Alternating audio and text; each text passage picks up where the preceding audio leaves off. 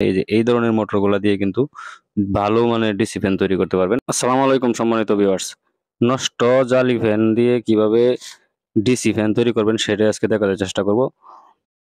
খুবই গুরুত্বপূর্ণ একটি ভিডিও, তাই ভিডিওটি না টেনে সম্পূর্ণ দেখার চেষ্টা করবেন, তাহলে শিখতে পারবেন কিভাবে নষ্ট নেট ফ্যান দিয়ে ডিসি ফ্যান তৈরি করা যায়।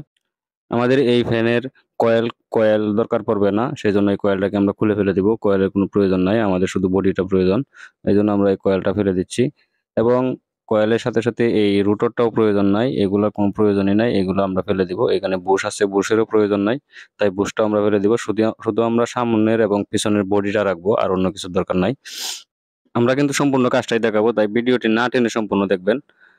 এই যে পিনটা রয়েছে, এই পিনটা কিন্তু একটা বাড়ি দিলেই খুলে যাবে। এই পিনটা খুললে এই দিকটা খুলে চলে আসবে। বুশ, রুটর এগুলোর আমাদের প্রয়োজন নাই, এগুলা ফেলে দিব। এগুলা ফেলে দিলেই চলবে।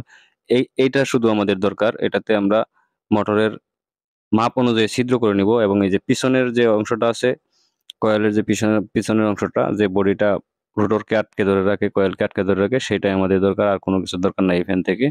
এই ফ্যানের পাকা থেকে কোনো কিছু দরকার নাই। আমরা কিন্তু 5-6টা ফ্যান নিয়েছি, সবগুলা ফ্যান আজকে এই ডিসি ফ্যান বানাবো। তো সবগুলা আপনাদেরকে দেখাতে চাচ্ছি না, শুধু এই একটা ফ্যানের কাজটাই দেখাবো। তাহলে একটা ফ্যান যদি করতে পারেন তাহলে সবগুলাই পারবেন। এখানে বিভিন্ন ধরনের মোটর পাওয়া যায়, সব ধরনের মোটরের ফ্যানই বানাতে পারবেন এই বডি দিয়ে।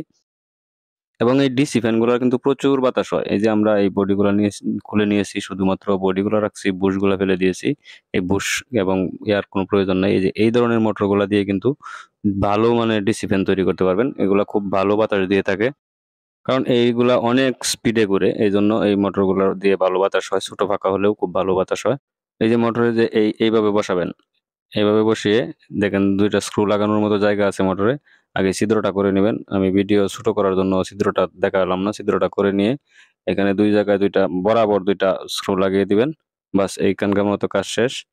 স্ক্রুগুলা মোটামুটি ভালো টাইট দিবেন। টাইট দেওয়ার পর এ এখানে দেখেন যে পিছনে টার্মিনালগুলো রয়েছে, যেগুলাতে তার তার কানেকশন দেব আমরা, সেগুলো একটু বাঁকা করে নিবেন। তারপর সোল্ডারিং করে নিবেন। সোল্ডারিং হয়ে গেলে আমরা পরিমাণ মতো তার পিছনের অংশটা লাগাই দেব।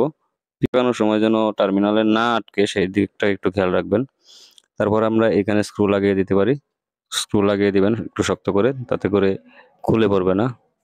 এইভাবে কিন্তু ভালোভাবে সোল্ডারিংটা করে নেবেন। সোল্ডারিংটা যত সুন্দর হবে কাজটা তত টেকসই হবে। এই জন্য সোল্ডারিং এর কোনো বিকল্প নাই, সোল্ডারিং করতে হবে। পিছনের অংশটাও লাগায় তারপরে আমরা এই ধরনের পাকা লাগাই নেবেন। এই মোটরগুলাতে এই ধরনের পাকা বসে, এই ধরনের পাকা বাজারে কিনতেও পাওয়া যায়। এই মোটরগুলার জন্য এই পাকাগুলা তৈরি করা হয়েছে। তো আমরা এখন চেক করে দেখবো এটার বাতাস কিরকম হয়। দেখলে অবাক হয়ে যাবেন যে কতটা বাতাস হয় এই ফ্যানের। প্রচুর বাতাস এই ফ্যানের। এত বেশি বাতাস হয়, মনে হচ্ছে যে বিদ্যুতের ফ্যানের মতো বাতাস হয়। বিদ্যুতে ঘুরলে যেরকম বাতাস হয় সেরকম বাতাসই হয় এই ডিসি ফ্যানগুলা। 12 ভোল্ট ব্যাটারি দিয়ে এই ফ্যানগুলা চালাতে পারবেন, 9 ভোল্ট দিয়েও চালাতে পারবেন। দেখেন কতটা বাতাস, অনেক বাতাস হয় কিন্তু এই ফ্যান। দেখবেন যে আরেকটা ফ্যানের পাখা, এই যে এটাও দেখবেন যে উড়ায় নিয়ে যাবে এরকম বাতাস। আহ, আসলে এভাবে ভিডিওতে বোঝানো যায় না সবকিছু, কিন্তু এই ফ্যানের প্রচুর বাতাস হয়, এটাই হচ্ছে কথা। এভাবে এই ফ্যানগুলা তৈরি করে নিতে পারেন আপনারা যাদের প্রয়োজন।